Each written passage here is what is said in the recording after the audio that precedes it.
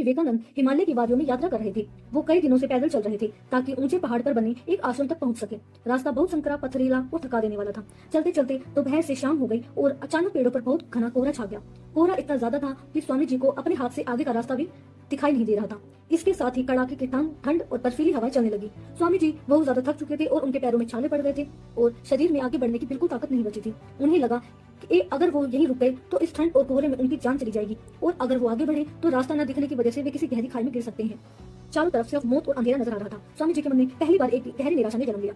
तभी उन्हें कोहरे के पार से एक बहुत हल्की सी रोशनी दिखाई दी। स्वामी जी अपनी बची कुची ताकत समेटकर उस रोशनी की तरफ बढ़े। वहाँ पहाड़ों पर रहने वाले एक सीधे साधे पहाड़ी बुजुर्ग की कुटिया थी। स्वामी जी ने राहत की सांस ली और उस कुटिया का दरवाजा खटखटाया। बुजुर्ग ने स्वामी जी का स्वागत किया और उन्हें गर्म चाय दी और आग के पास बिठाया। स्वामी जी ने उस बुजुर्ग से कहा, बाबा, बाहर बहुत घना अंधकार और कोहरा है, आगे का रास्ता बिल्कुल दिखाई नहीं दे रहा। मुझे लगता है कि मैं कभी अपनी मंजिल तक नहीं पहुंच पाऊंगा। इतनी बड़ी बाधा को मैं कैसे पार करूं? उस पहाड़ी बुजुर्ग ने मुस्कुराते हुए स्वामी जी से एक बहुत खूबसूरत बात कही। बुजुर्ग ने मुस्कुराते हुए स्वामी जी से एक बहुत खूबसूरत बात कही। उसने कहा, सन्यासी जी, पहाड़ों का एक नियम है, यह कोहरा और यह अंधेरा सिर्फ तब तक आपको डराएगा जब तक आप अपनी जगह पर रुके रहेंगे। आप कोहरे को एक बार में पूरा साफ नहीं कर सकते, लेकिन जैसे ही आप सिर्फ एक कदम आगे बढ़ाएंगे, आपको अगला एक कदम अपने आप दिखने लगेगा। रास्ता कोहरे को हटाने से नहीं बल्कि कोहरे के अंदर चलने से बनता है।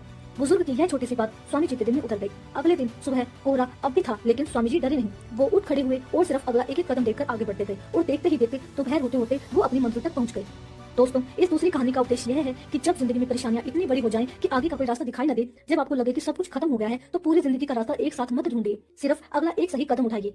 मुसीबतों के बंदरों के सामने पलटकर खड़े हो जाइए और कोहरे की परवाह किए बिना बस अगला एक कदम बढ़ाइए। आपके भीतर की यही विचारवाणी आपकी जिंदगी को सही दिशा देगी। अगर आपको हमारे चैनल विचारवाणी हिंदी की यह प्रस्तुति पसंद आई हो और स्वामी विवेकानंद के इन विचारों ने आपके दिल को छुआ हो, तो कमेंट बॉक्स में जय हिंद जरूर लिखिएगा। इस वीडियो को अपने दोस्तों और परिवार के साथ शेयर करें ताकि उन्हें भी आगे बढ़ने की प्रेरणा मिले। ऐसे ही ज्ञानवर्धक और जीवन बदलने वाली कहानियों के लिए आप अपने चैनल विचारवाणी हिंदी को अभी सब्सक्राइब करें।